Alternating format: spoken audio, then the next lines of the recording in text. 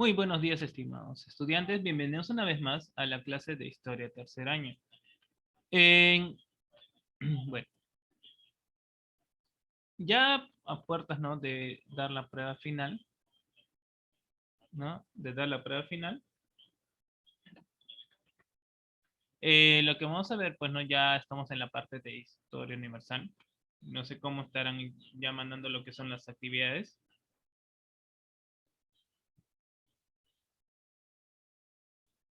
Ya, a ver.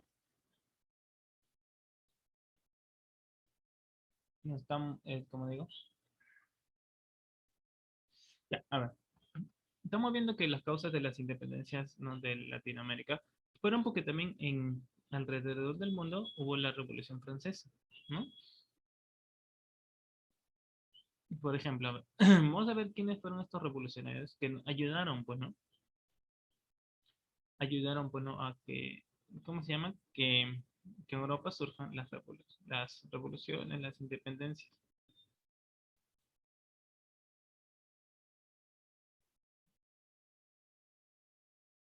A ver, acá está.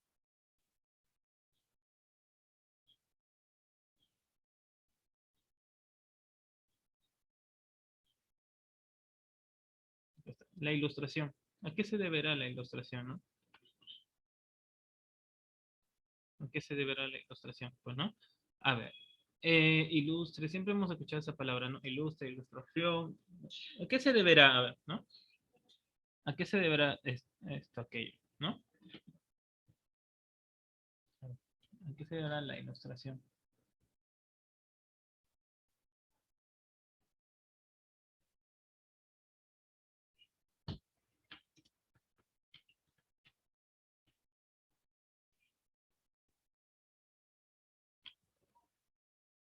¿No? ¿Qué es la ilustración? Bueno, a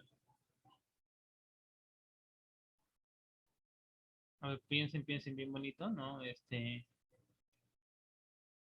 ¿Cuál sería su opinión?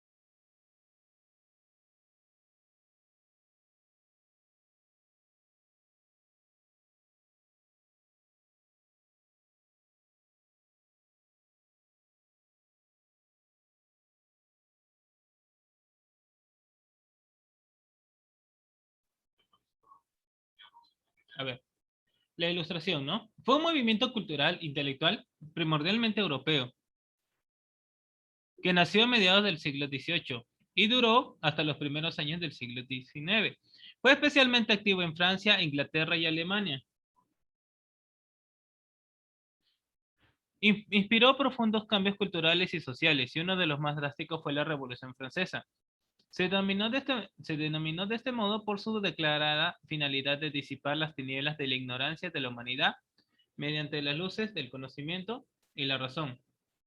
Existió también una importante ilustración española e hispánica de la escuela universalista, aunque más científica y humanística que política. El siglo XVIII es conocido por estos motivos, como el siglo de las luces y del asentamiento de la fe en el progreso. Los pensadores de la Ilustración sostenían que el conocimiento humano podía combatir la ignorancia, la superstición, la tiranía para construir un mundo mejor.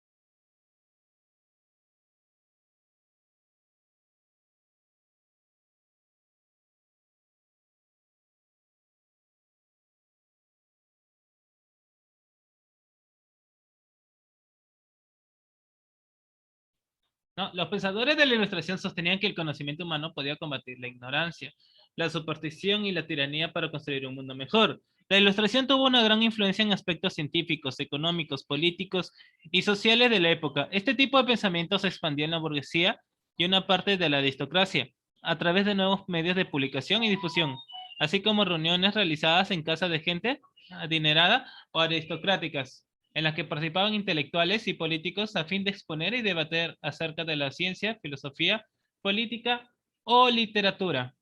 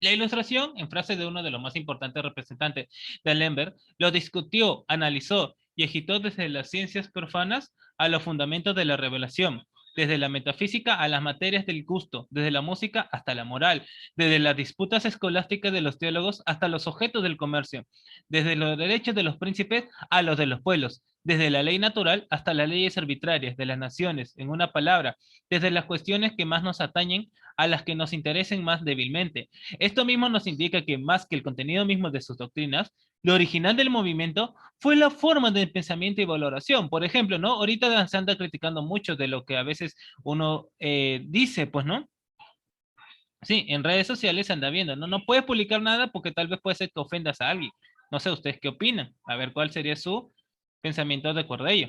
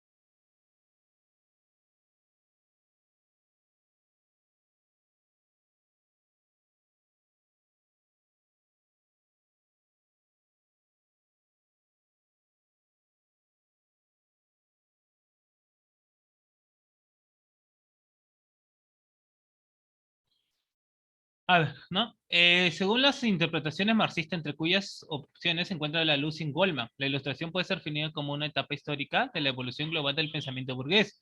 Como tal, insertaría su filiación doctrinal en el Renacimiento, y especial en las corrientes racionalistas y empiristas del siglo XVII, de Descartes a Locke, pasando por Bacon, Bailey, Galileo, Grocio, Hobbes, Leibniz, Newton, Spinoza o los libertinos, y pasa su posibilidad sociológica del desarrollo en que las revoluciones políticas neerlandesas, inglesas, en el empuje de la burguesía y en las transformaciones económicas en gestación, apoyadas en una coyuntura en alza que desembocarán en la Revolución Francesa.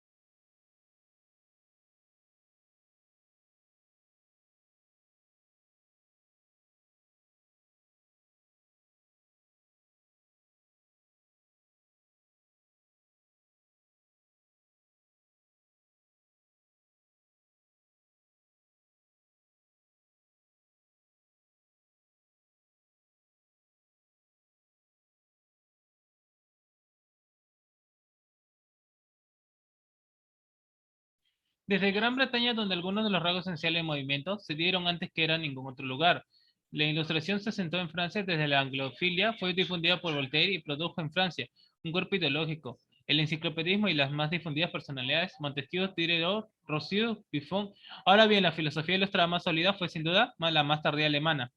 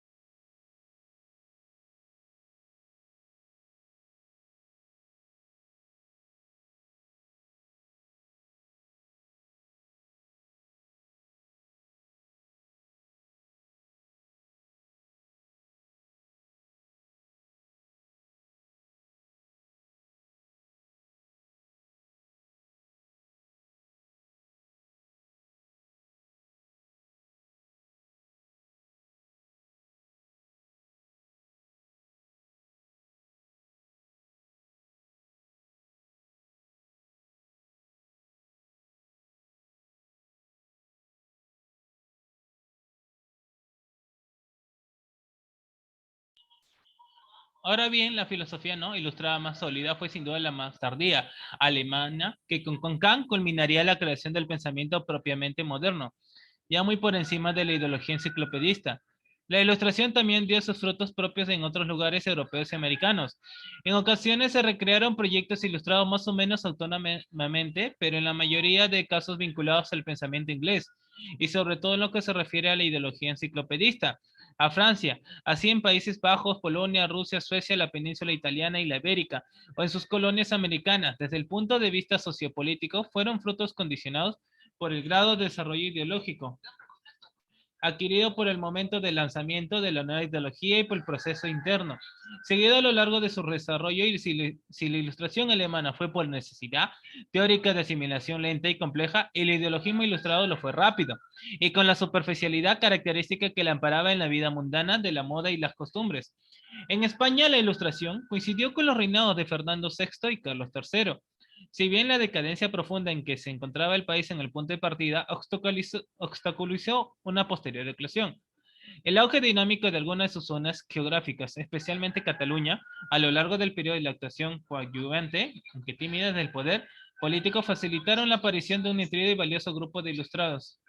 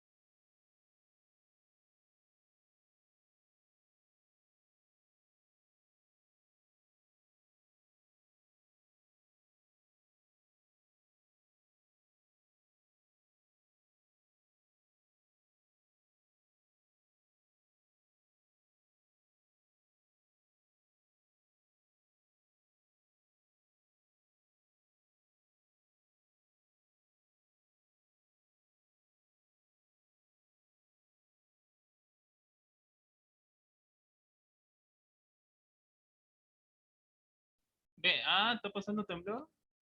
Normal, como digo, guarden la calma, ¿no? Guarden la calma, ¿no?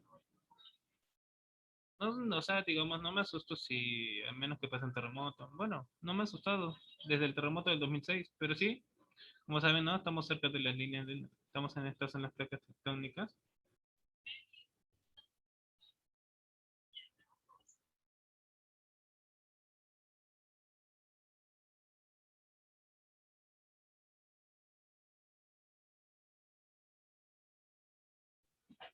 A ver, sí, suele suceder, a veces la señal se va, pero qué raro que no se ha ido el internet. O bueno, no sé si estará fallando por su zona. Ya. La polémica acerca de la existencia no de una ilustración española, polarizada en las opiniones contrarias de Ortega y Gasset, Eugenio Odíos,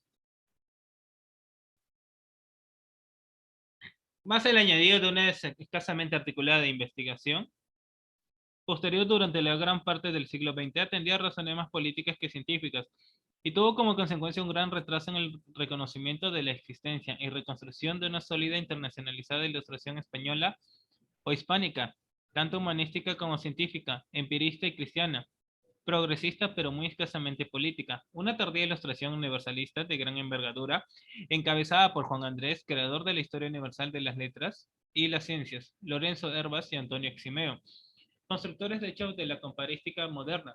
Se trata de una nutrida gama de intelectuales, algunos de primer orden, Miguel Cáceres, Raimundo Diosdado Caballero, Juan Bautista Muñoz, Juan de la Concepción, Pedro Franco Dávila, Antonio José Cabanilles, José Celestino Mutis, Vicente Requeno, Juan Ignacio Molina, Pedro José Márquez, Francisco Javier Clavijero, entre otros, en buena parte jesuitas españoles expulsos en 1767, pero también americanos y filipinos. Es lo que se ha venido a llamar Escuela Universalista Española.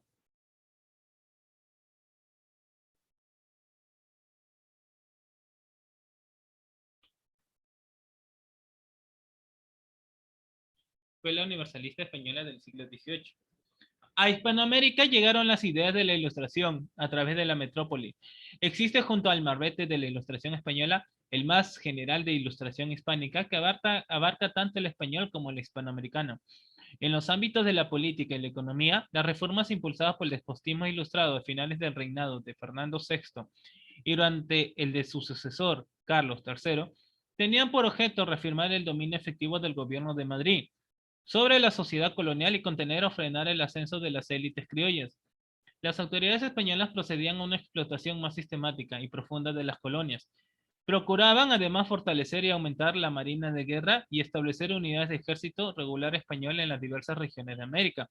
En la Nueva España, o sea, México, en el ámbito de los colegios de la Compañía de Jesús, vemos surgir un importante grupo de científicos y filósofos ilustrados, encabezado por José Rafael Campoy, que defiende una clara separación entre filosofía y las ciencias naturales, una mayor especialización en el estudio científico y una simplificación en el método de la enseñanza filosófica, evitando las sutilezas silogísticas, así como la sumisión incondicional a las autoridades. En este grupo de estudiosos que trabajaba principalmente en la Ciudad de México, Tepoztlán, Guadalajara y Valladolid, destacan el historiador y naturalista jesuita expulsado Francisco Javier Clavijero, miembro sobresaliente de la Escuela Universalista Española del siglo XVIII, que empleaba un método histórico sistemático y sorprendentemente moderno. El filósofo Andrés de Guevara y Basoazabal, que se basa en Bacón, Descartes y los censistas para plantear la necesidad de una filosofía moderna, justificar el método inductivo y experimental y denunciar el abuso del método deductivo. Y principalmente Juan Benito Díaz de Gamarra y Dávalos criticó de la escolástica y defensor de la ciencia y de la modernidad, cuyo eclecticismo ilustrado está principalmente regido por los valores del buen sentido, la racionalidad, la tolerancia y la utilidad para el hombre. En el sur del continente, el pensamiento ilustrado tuvo un primer gran empuje en la Real Audiencia de Quito, mediante la llamada Escuela de la Concordia, fundada en la ciudad de Quito por el doctor Eugenio Espejo en 1791, y a la cual pertenecían nobles de la élite criolla y profesionales mestizos. Los pensamientos y debates surgidos en la Escuela de la Concordia plantaron las primeras semillas de nacionalismo e independencia de Sudamérica, ya que a partir de varios sucesos ocurridos con sus diferentes miembros, la ilustración se propagaría hacia el resto de territorios de los virreinatos de Nueva Granada y Perú.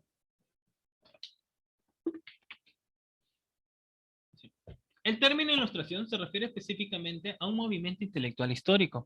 Existen precedentes, incluso una propia ilustración en Inglaterra y Escocia a finales del siglo XVII, como inmediatamente después en Alemania. Si bien su vertiente política, el movimiento se considera originalmente francés. La ilustración francesa tuvo una expresión estética denominada, es un movimiento en el cual ustedes lo aprenden siempre en literatura, ¿no? Es un movimiento que tal vez escuchen. No, a ver, no. Tal vez no sea con ustedes, o tal vez sea en otro. Se le va a llamar, pues, ¿no? Denominada neoclasicismo. O sea, ¿no? Lo nuevo clásico, el uso de la razón.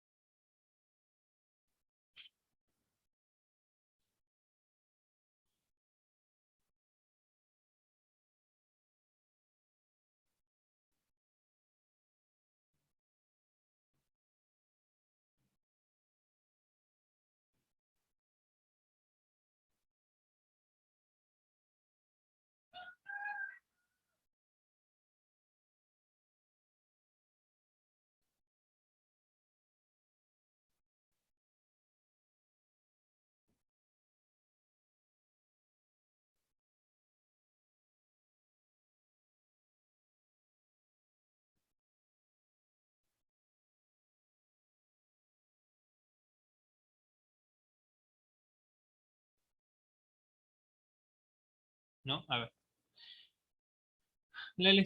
A ver, a diferencia de la alemana, prototípicamente Gödel Spreng Lessing, que se alejaba por completo de esta, la que despreciaba desde Francia, se expandió un tipo de ilustración sociopolítica por toda Europa y América, renovando especialmente los criterios políticos y sociales. Francia, país eminentemente conservador, quedaba por principio abocado a la revolución política. La aportación francesa es muy discutible en el terreno de las artes y la literatura.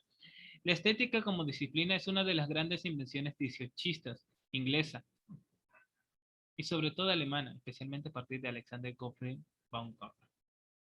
En el siglo XVII, la era de la razón, ¿no? Según muchos historiadores, los límites de la ilustración han alcanzado la mayor parte del siglo XVI, aunque otros prefieren llamar a esta época la era de la razón. Ambos periodos se encuentran en cualquier caso, unidos y emparentados, e incluso es igualmente aceptable hablar de ambos periodos como de uno solo. A lo largo del siglo XVI y siglo XVII, Europa se encontraba envuelta en guerras de religión, cuando la situación política se estabilizó tras la paz de Westfalia, acuerdo entre católicos y protestantes, 1648, y el final de la guerra civil en Inglaterra. Existía un ambiente de agitación que tendía a centrar las nociones de fe y misticismo de las revelaciones, ¿no?, divinas, captadas de forma individual como la fuente principal de conocimiento y sabiduría. En lugar de esto, la era de la razón trató entonces de establecer una filosofía basada en el axioma y el absolutismo como bases para el conocimiento y la estabilidad. Este objetivo de la era de la razón, que estaba construido sobre axiomas, alcanzó su madurez con la ética de Baruch Spinoza, que exponía una visión panteísta del universo donde Dios y la naturaleza eran uno. En la línea de la expresión bíblica, en él vivimos, nos movemos y existimos, esta idea se convirtió en el fundamento para la ilustración, desde Isaac Newton hasta Thomas Jefferson. La ilustración estaba influida, en muchos sentidos, por las ideas de Blaise Pascal, Gottfried Leibniz, Galileo Galilei y otros filósofos del periodo anterior,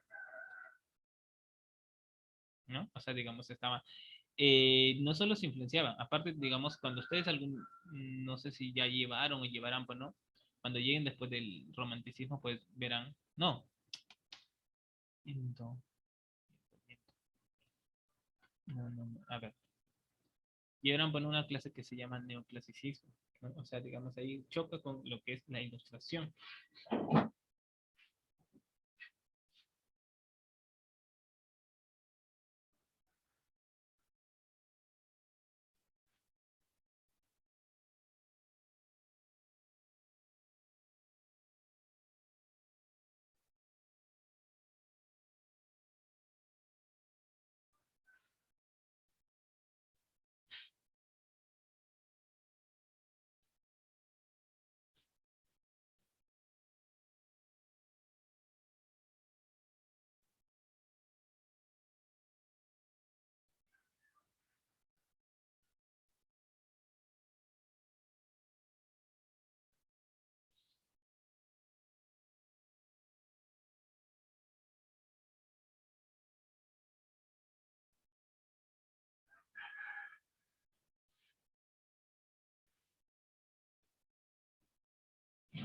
Sí, a ver.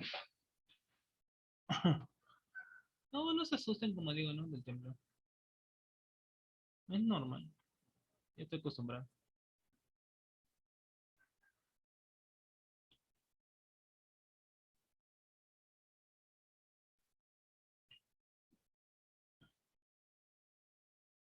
Si el periodo anterior fue la era del razonamiento sobre los principios básicos, ¿no? La ilustración se dedicó a buscar la mente de Dios mediante el estudio de la creación y por la deducción de las verdades básicas del mundo.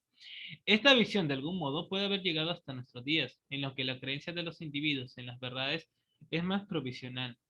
Pero en aquel momento la verdad era una noción poderosa que contenía las nociones básicas sobre la fuente de la legitimidad de las cosas.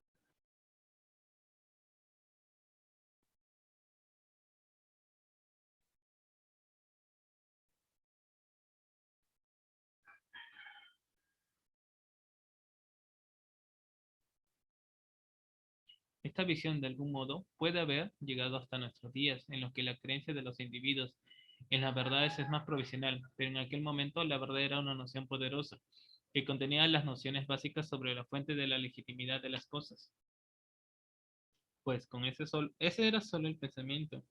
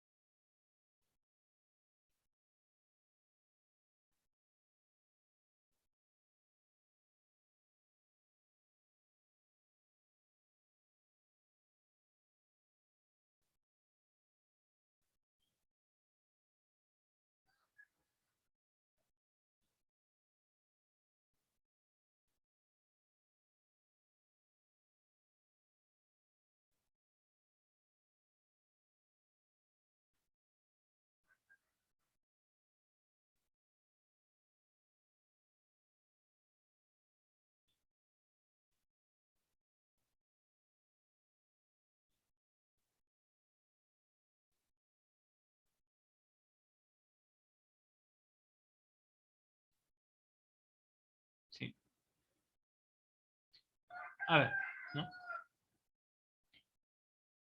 Fue un periodo de enriquecimiento que potenció la nueva burguesía, si bien mantuvieron los derechos tradicionales de los órdenes privilegiados dentro del sistema monárquico absolutista. Sin embargo, la historia del siglo XVII consta de dos etapas diferenciadas. La primera supone una continuidad del antiguo régimen hasta la década de 1770 y la segunda de cambios profundos. Culmina con la Revolución estadounidense, la Revolución francesa y la Revolución industrial en Inglaterra. Esta corriente abogaba por la razón como la forma de establecer un sistema autoritario ético.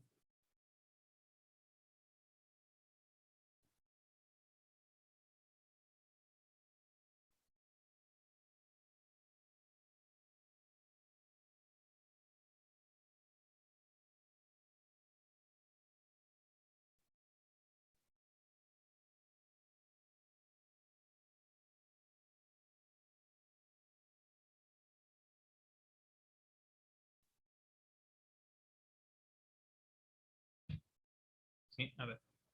Entre 1751 y 1765 se publicó en Francia la primera enciclopedia de Denis Diderot y Jean-Leroy d'Alembert, que pretendía recoger el pensamiento ilustrado. Querían educar a la sociedad, porque una sociedad culta que piensa por sí misma era la mejor manera de asegurar el fin del antiguo régimen. El absolutismo y las dictaduras se basan en la ignorancia del pueblo para dominarlo. En su redacción colaboración otros pensadores ilustrados como Montesquieu, Rousseau y Voltaire. Por los demás, existen lados oscuros en la ilustración enciclopedista francesa. De una parte, aquello que se refiere a ciertos aspectos plagiarios en la realización de la enciclopedia como proyecto intelectual y la circunstancia confusa que la rodearon de otro al extremado y gratuito proceso sanguinario que innecesariamente condujo razón esta que llevó a Friedrich Schiller a rechazar la Carta de Ciudadano de París y elaborar una teoría de la revolución sin violencia. Los líderes intelectuales del movimiento enciclopedista se consideraban a sí mismos la élite de la sociedad, cuyo principal propósito era liderar al mundo hacia el progreso, sacándolo del largo periodo de las tradiciones, superstición, irracionalidad y tiranía despotismo, periodo que ellos creían iniciado durante la llamada Edad Oscura. Este movimiento trajo consigo el marco intelectual en que se produciría la guerra de independencia de los Estados Unidos y la Revolución Francesa, así como el auge del capitalismo y el nacimiento del socialismo.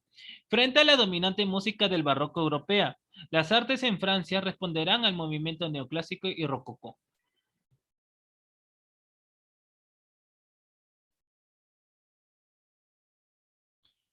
Otro destacado movimiento filosófico del siglo XVIII, íntimamente relacionado con la Ilustración, se caracterizaba por centrar su interés en la fe y la piedad. Sus partidarios trataban de usar el racionalismo como vía para demostrar la existencia de un ser supremo. En este periodo, la fe y la piedad eran parte integral de la exploración de la filosofía natural y la ética, además de las teorías políticas del momento. Sin embargo, prominentes filósofos ilustrados como Voltaire, Jean-Jacques Rousseau, cuestionaron y criticaron la misma existencia de instituciones como la Iglesia y el Estado. El siglo XVIII vio también el continuo auge de las ideas empíricas de la filosofía, ideas que eran aplicadas a la política económica, al gobierno y a ciencias como la física, la química y la biología. En la historia, nada es casual.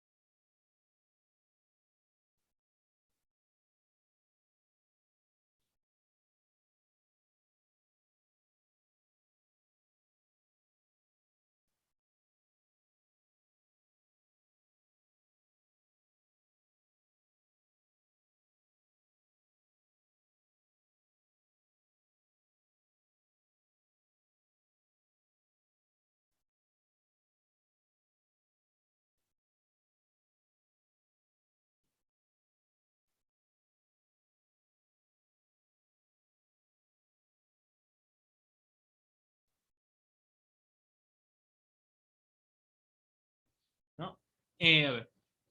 Sin embargo, preeminentes filósofos ilustrados como Voltaire y Jean-Jacques Rousseau cuestionaron y criticaron la misma existencia de instituciones como la Iglesia y el Estado.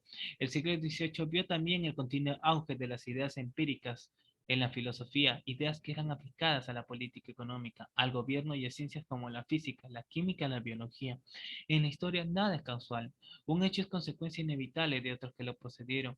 La Revolución Francesa, si bien tuvo otras causas, no hubiera sido posible sin la presencia del iluminismo, que poniendo luz sobre el oscurantismo de la Edad Media, se alejó de los dogmas religiosos para explicar el mundo y sus acontecimientos, para hacerlo a la luz de la razón. El iluminismo tampoco hubiera existido de no haberlo precedido un debilitamiento del poder de la Iglesia a causa de la Reforma Protestante, que dividió el mundo cristiano y del humanismo, movimiento filosófico que centró en el hombre el objeto de las preocupaciones terrenales, quitando a la religión ese privilegio y desechando el teocentrismo.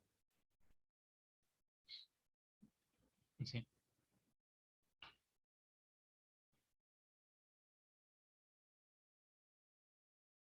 ¿No? A ver,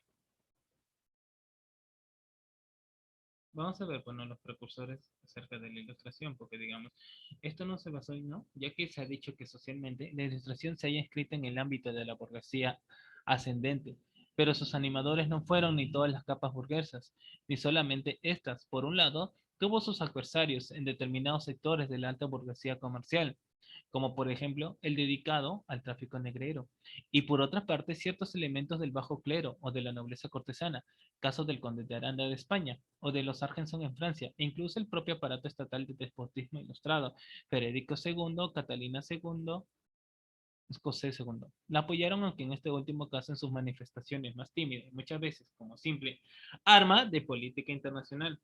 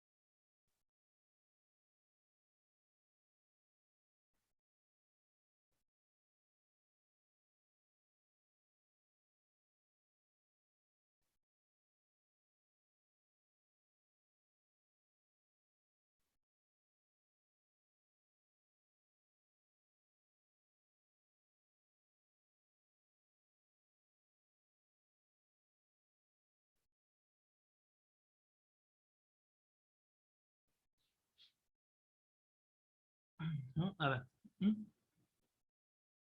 Los medios que se valió el movimiento para su difusión fueron múltiples, entre otros las sociedades secretas como la masonería, pero en primer lugar hay que señalar las sociedades del pensamiento específicas de la época, como los amigos del país en España, o conocidos ya antes pero potenciadas ahora como las academias y los salones. A estos en muchas ocasiones regidos por Feynman de Leaders, como influyente salón de los que Napoleón llamó ideólogos o sociedad de Autelli.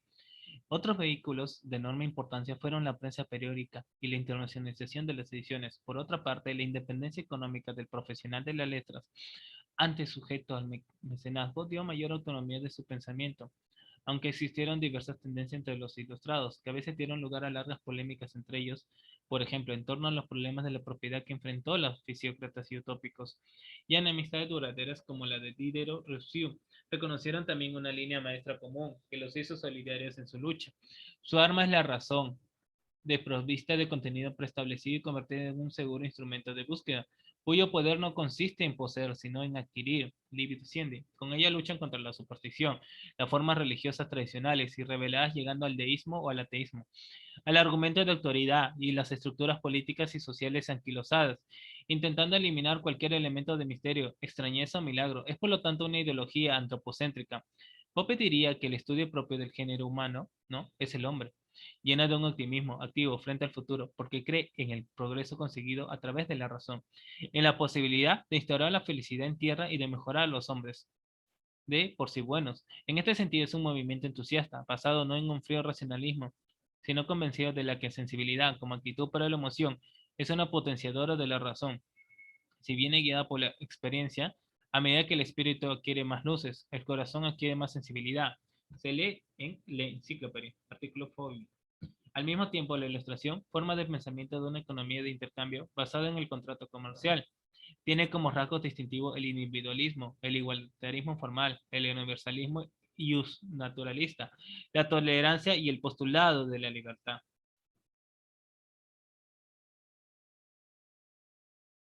A ver, ¿no? Vamos a ver acerca de...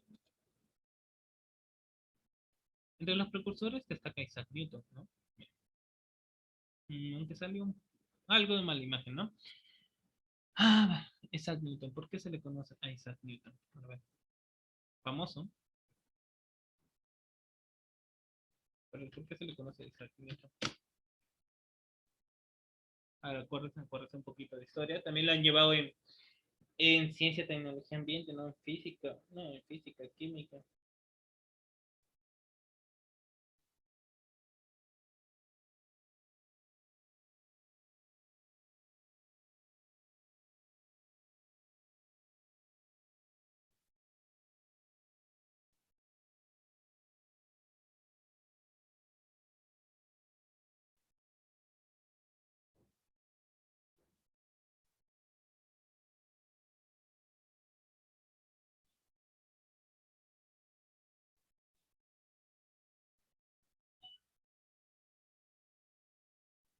A ver, Isaac Newton.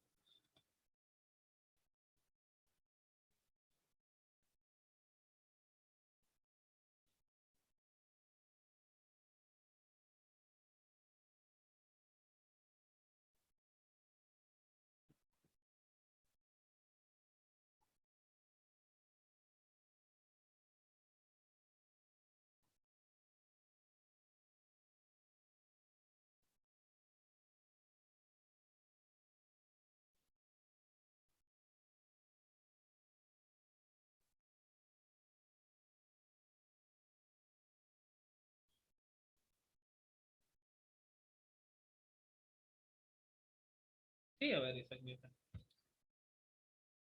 Más que, bueno, no toda su biografía, sino digamos. Desde finales de 1664 trabajó intensamente en diferentes problemas matemáticos. Abordó entonces el teorema del binomio a partir de los trabajos de John Wallis y desarrolló un método propio denominado cálculo de fluxiones.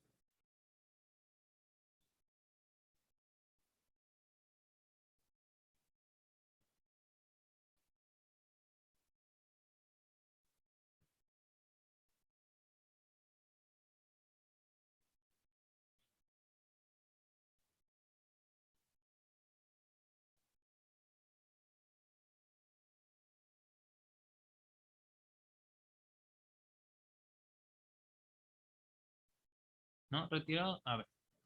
Retiró a su familia entre 1665 y 1666, conoció un periodo muy intenso de descubrimiento, en lo que destaca la ley del inverso del cuadrado de la distancia en la gravitación, su desarrollo en las bases de mecánica clásica, la formalización del método de fluxiones y la generalización del teorema del binomio, poniendo además de manifiesto la naturaleza física de los colores. Sin embargo, guardó silencio durante mucho tiempo sobre sus descubrimientos ante el temor de las críticas y el robo de sus ideas. En 1667 reanudó sus estudios en la Universidad de Cambridge, ¿no?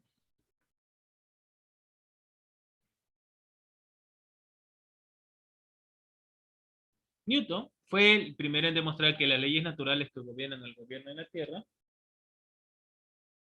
y las que gobiernan el movimiento de los cuerpos celestes son la misma. Es a menudo calificado como el científico más grande de todos los tiempos y su obra como la combinación de la revolución científica, el matemático y físico Joseph Louis Langres dijo que Newton fue el más grande genio que ha existido y también el más afortunado dado que solo se puede encontrar una vez un sistema que rige el mundo. ¿No? Sí, ¿no? Exactito. Thomas Hobbes, ¿no? A ver, Thomas Hobbes.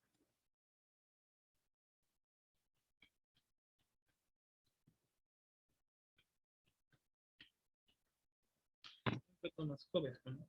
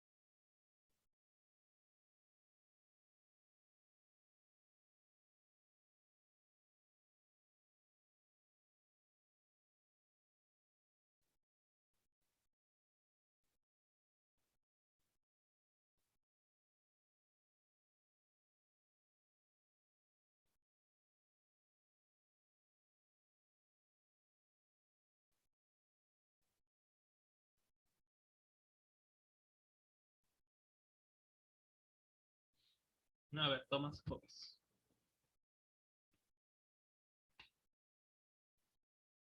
Thomas Hobbes ha sido considerado a lo largo de la historia del pensamiento como una persona oscura. De hecho, ¿no? De hecho, en 1666, mira, justo en la...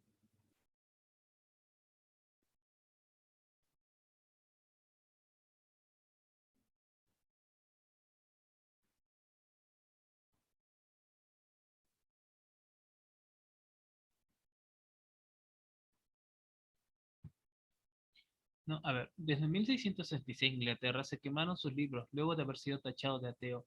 Posteriormente, tras su muerte, se vuelven a quemar públicamente sus obras.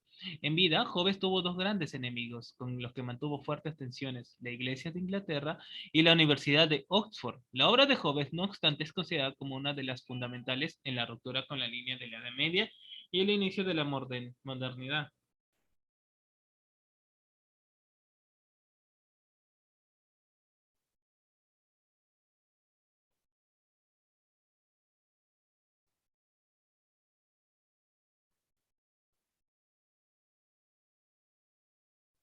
No obstante, es considerado como una de las fundamentales de la ruptura en la línea con la Edad Media y el inicio de la modernidad. Sus descripciones de la realidad de la época son brutales. Más tarde diría, respecto a su nacimiento, el medio y yo nacimos gemelos.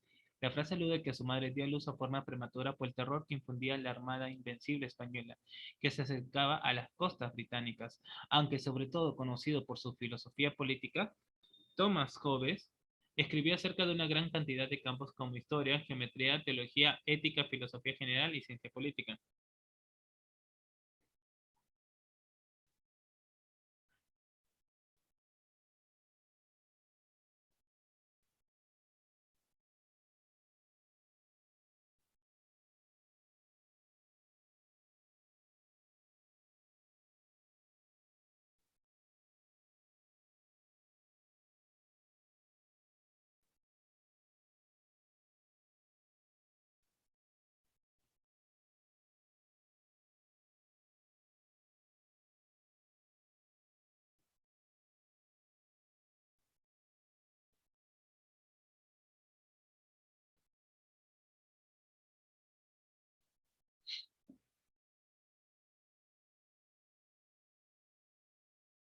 ¿Sí? A ver. Muchas de sus opiniones son controvertidas, como su defensa del fisicalismo o materialismo mecanista, teoría según la cual la naturaleza de todo lo que existe en el mundo es exclusivamente física y que no deja espacio a la existencia de otras entidades naturales, como la mente, el alma ni sobrenaturales. Según Hobbes, todos los animales, inclusive los humanos, no son más de máquinas de carne y hueso.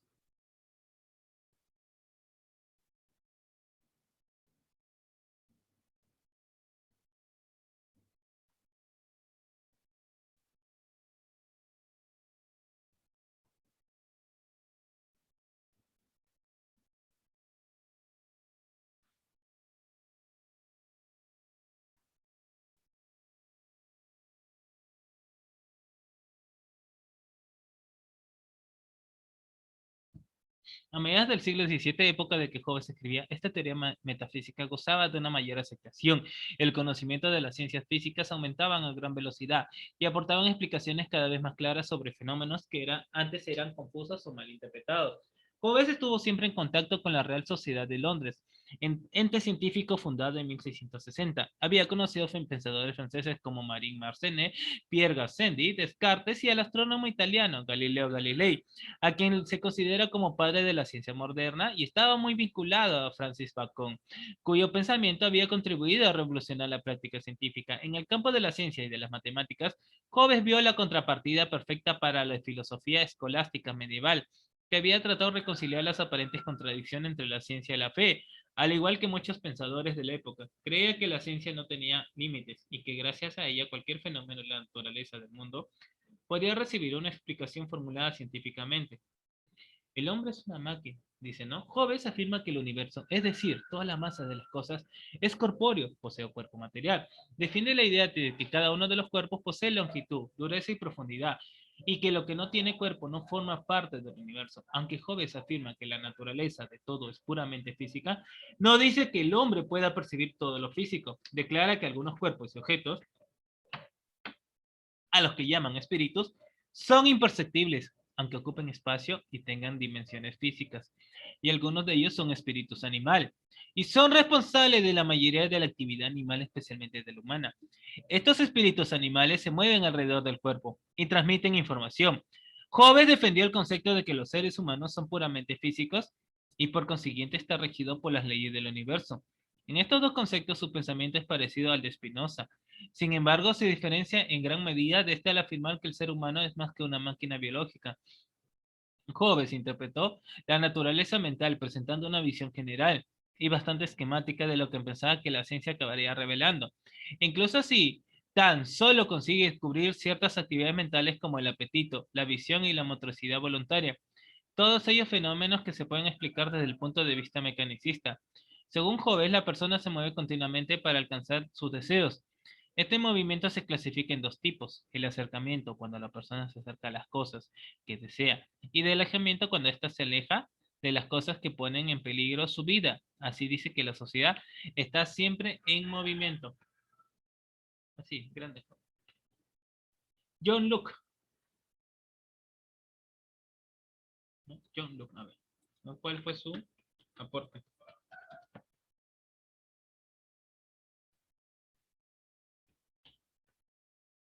También fue filósofo.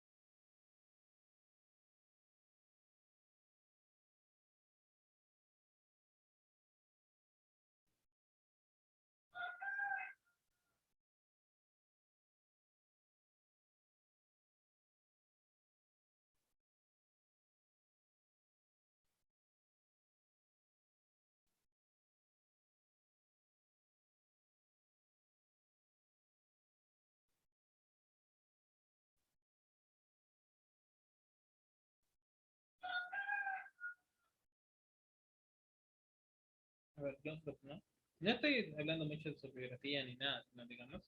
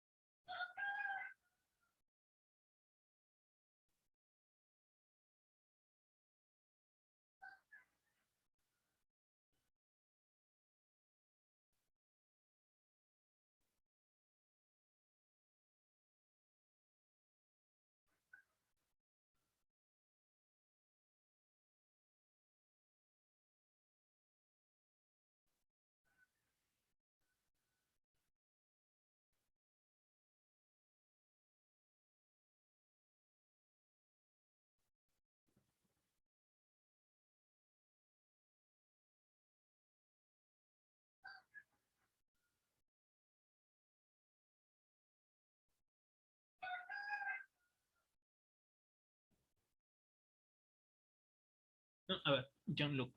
Wow, qué raro que eso no se haya tratado. A ver, su epistemología no cree en la existencia del ignatismo y del determinismo, considerando el conocimiento de origen sensorial, por lo que rechaza la idea absoluta a favor de la probabilística matemática. Para Locke, el conocimiento no solamente alcanza las relaciones entre los hechos, el cómo, no el por qué. Por otra parte, cree que percibir una armonía global apoyada en creencias y supuesto evidente por sí misma, por lo que su pensamiento también contiene elementos propios del racionalismo y el mecanismo. Cree en un Dios creador cercano a la concepción calvinista del gran relojero, basando su argumentación en nuestra propia existencia y la posibilidad de que la nada pueda producir el ser. Es decir, un Dios tal como lo describe el pensador racionalista René Descartes en el discurso del método, en la tercera parte del mismo. De la esencia divina solamente pueden ser conocidos los accidentes y sus designios solamente pueden ser advertidos a través de las leyes naturales. Trata la religión como un asunto privado individual que afecta solamente a la relación del hombre con Dios, no a las relaciones humanas. En virtud de esta privatización, el hombre se libera de su dependencia de las imposiciones eclesiásticas y sustrae la legitimidad confesional de la autoridad política, puesto que considera que no hay base bíblica para un Estado cristiano. Considera la ley natural un decreto divino, que impone la armonía global a través de la disposición mental, reverencia, temor de Dios, afecto filial natural, amor al prójimo, concretada en acciones prohibidas, robar, matar y, en definitiva, toda violación de libertad ajena, que obligan en favor de la convivencia. Yulun acabó su redacción en 1666.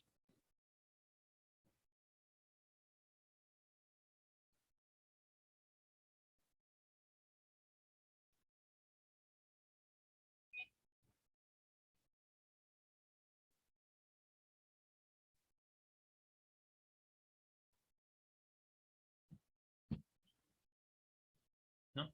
Pero no fue publicada hasta 1690, año en que vio la luz bajo el título original inglés An Essay Concerning Human Understanding. En este tratado, Locke planteó los fundamentos del conocimiento humano y advirtió su intención de realizar una obra moralmente útil, concebida en la época de los grandes descubrimientos científicos, especialmente palpables en los trabajos de Christian Huygens y Isaac Newton. Locke pensaba que la filosofía tenía que participar en estos importantes avances, eliminando, por ejemplo, todas las invenciones y los conceptos inútiles acumulados durante los siglos anteriores. Según él, las analogías y las relaciones entre los contenidos del conocimiento son los elementos que permiten la elaboración de instrumentos críticos capaces de eliminar los conocimientos erróneos.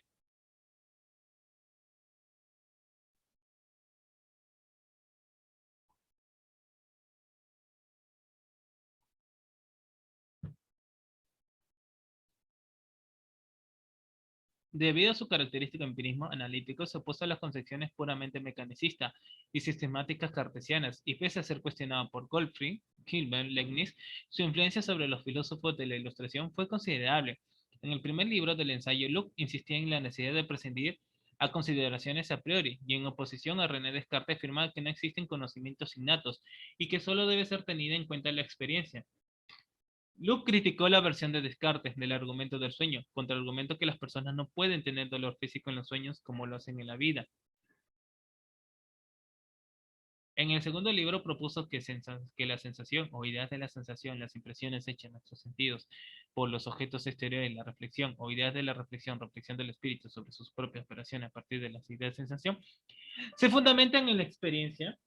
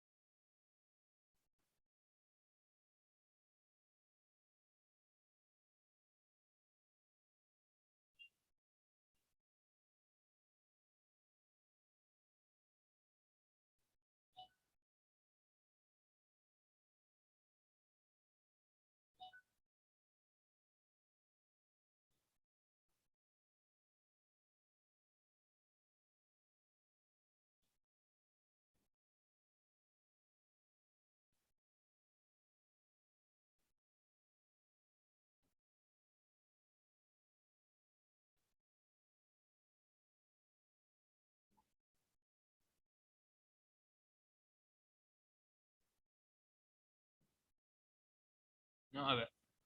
Los individuos tienen la capacidad de representar los objetos, así como la voluntad libre para determinarlos. La razón presenta las ideas simples en tres grupos: conjunción, abstracción y combinación. La mente, además, tiene la capacidad de asociar y combinar estas ideas simples, produciendo así las ideas complejas que pueden ser de sustancia, cosas individuales que existen, de modo, las que no existen en sí mismos sino en una sustancia, y de relaciones, que describen asociaciones en ideas.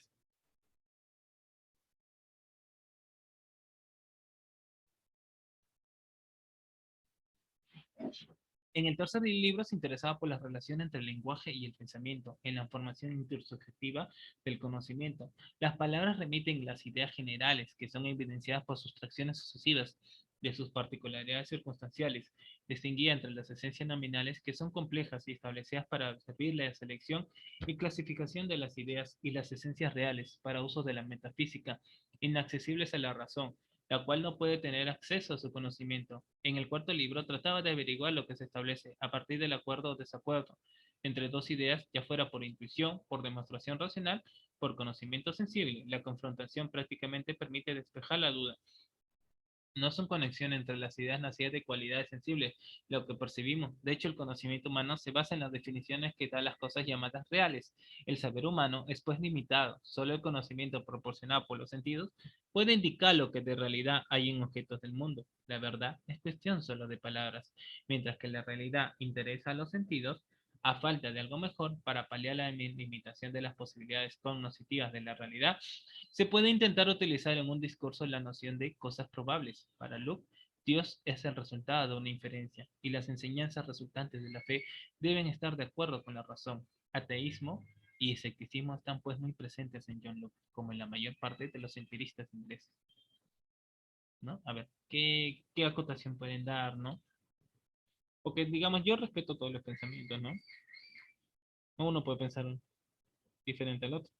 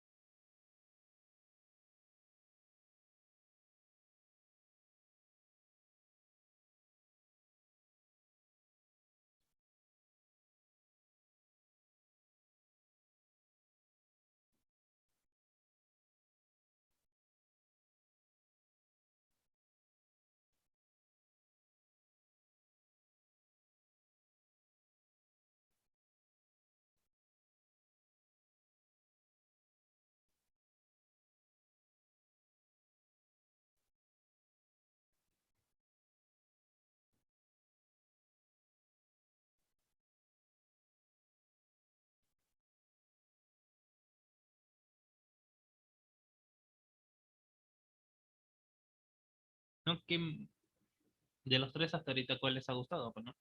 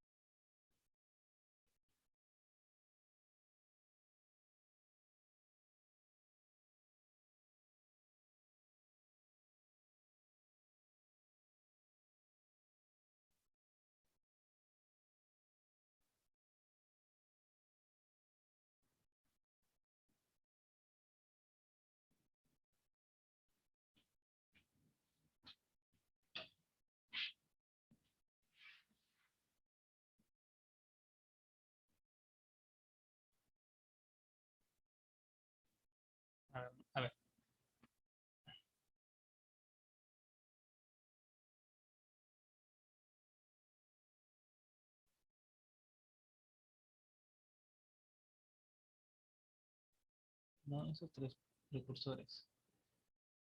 Los filósofos franceses, Montesquieu, ¿no? A ver, los filósofos franceses. Francia pues fue el escenario de todo, ¿no? Francia fue el escenario de todo.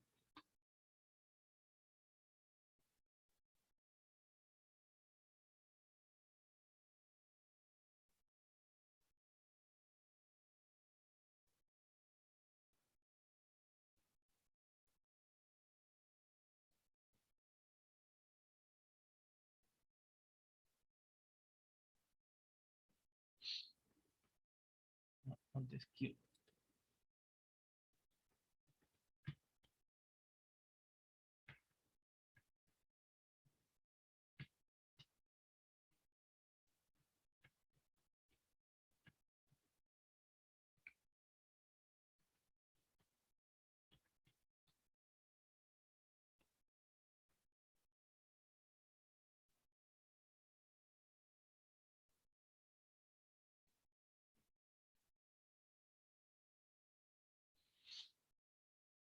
Bueno, yo-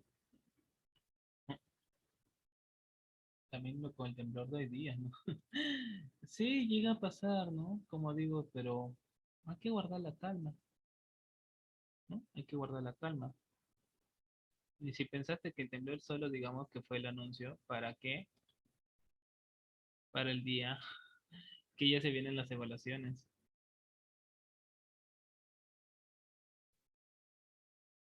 Sí, se vienen las evaluaciones ya. El día viernes.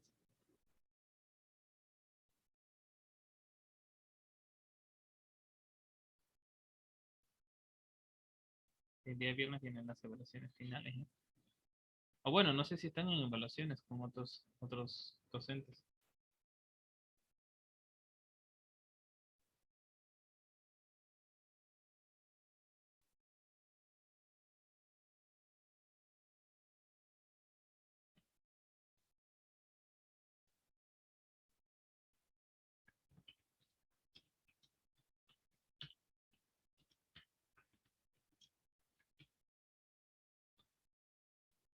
Montesquieu, ¿no?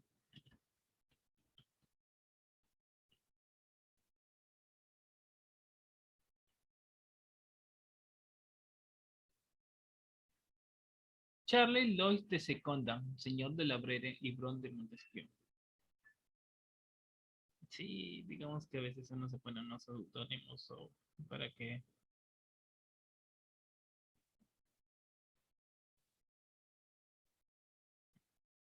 Sí, Charles Lois de Seconda, señor de la Brede y barón de Montesquieu, fue filósofo y jurista francés cuya obra se desarrolla en el contexto del movimiento intelectual y cultural conocido como la Ilustración.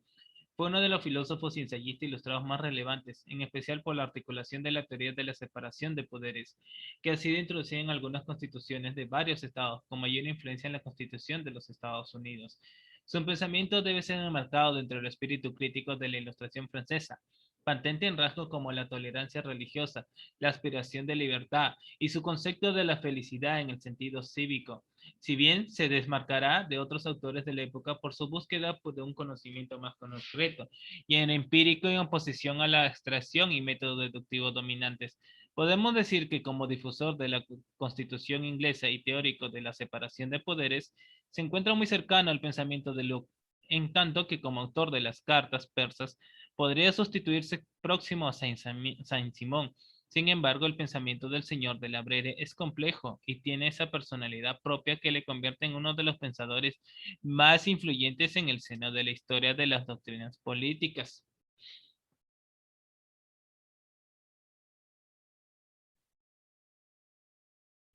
La filosofía de la historia de Montesquieu minimiza el papel de los individuos y los eventos. Presenta su punto de vista en consideraciones de la causa de la grandeur de Raymond. Ya. Origen de las causas de la grandeza y decadencia de Roma. Que cada evento histórico fue inspirado por un evento movimiento especial. Si una causa, no, en particular, tal como el resultado accidental de una batalla ha arruinado a un estado, entonces existió una causa general que fue la que determinó la caída de dicho estado como consecuencia de una sola batalla. Montesquieu amplificaba este principio con situaciones de la historia de Roma. Al analizar la transición de la República al Imperio, Montesquieu sugería que si César y Pompeyo no hubieran trabajado para usurpar el gobierno de la República, otros hombres lo habrían hecho. La causa no fue la ambición de César o Pompeyo, sino la ambición del hombre.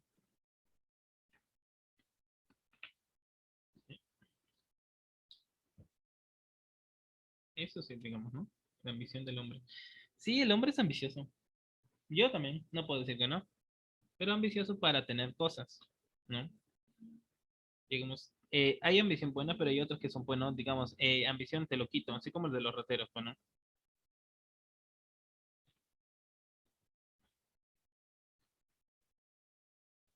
Sí, sí, yo de menor nunca me, digamos, nunca fue mi ambición, pues, ¿no? Estudiar en una universidad, no sé cómo pasó.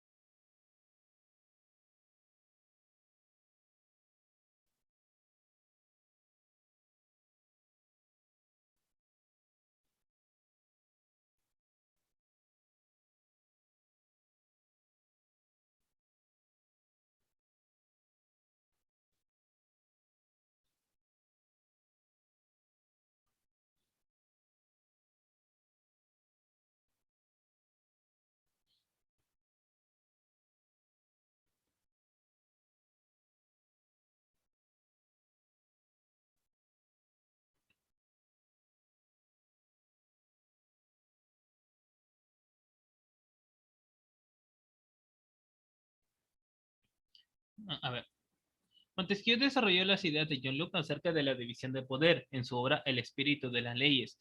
Manifiesta admiración por las instituciones políticas inglesas y afirmó que la ley es lo más importante del Estado.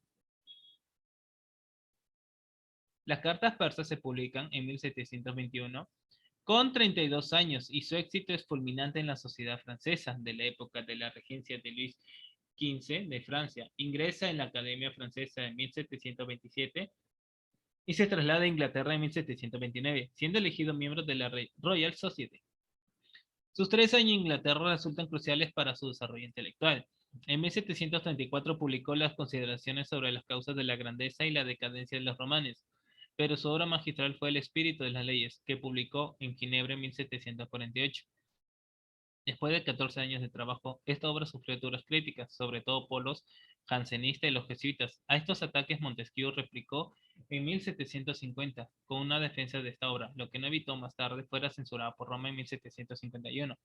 Los últimos años de su vida, Montesquieu los dedicó a viajar de París a Burdeos y a terminar algunas de sus obras empezadas.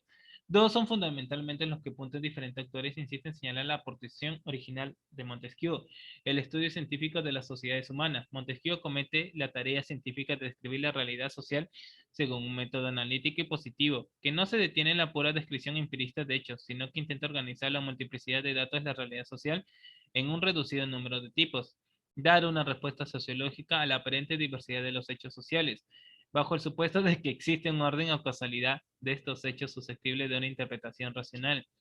Se considera uno de los precursores del liberalismo y fue quien elaboró la teoría de la separación de poderes. La teoría sobre la división de poderes encontró en Montesquieu su máximo exponente, desarrollando esta una célebre tesis que serviría como modelo y punto de partida a los gobernantes posteriores de los siglos XVIII y XIX. Aunque su teoría no sea la única realizada para tratar el tema, la estructura que presenta Montesquieu sobre la división de poderes está influenciada por la práctica constitucionalista británica, donde existen sistemas de frenos, contrapesos y controles que esto utilicen un modelo racionalista. Montesquieu atribuye al Parlamento el poder legislativo con la sanción real de la ley, el ejecutivo al gobierno y el judicial a los tribunales de justicia. ¿No se te hace raro algo igual? No, a ver, no sé, ¿se les hace algo raro?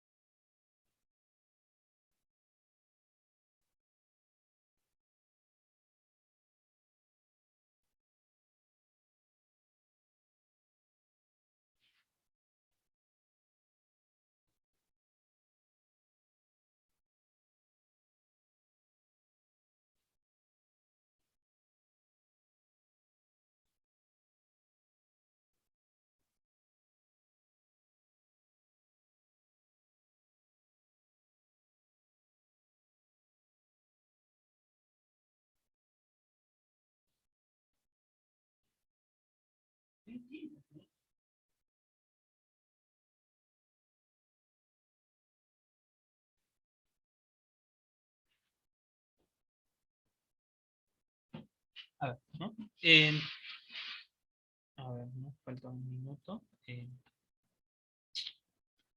Bueno, como digo, ¿no? Hasta ahí vamos a quedarnos ya la otra semana que viene el viernes, que nos toca de 9 de la mañana hasta las 10:20. Estaremos, la primera hora será acerca de un tema, ¿no? Y pues no, después pasarán a resolver su prueba de evaluación final. Va a ser a través de formularios Google, solo de opción múltiple, eso sí, ¿no? Acerca de la historia del Perú y un poquito de historia universal. Ya, les deseo lo mejor, estudien para su evaluación final. Nos estamos viendo el día viernes, por favor, estudien, eso sí. Y bueno, no se asusten, sí. Cuídense, que tengan un bonito día.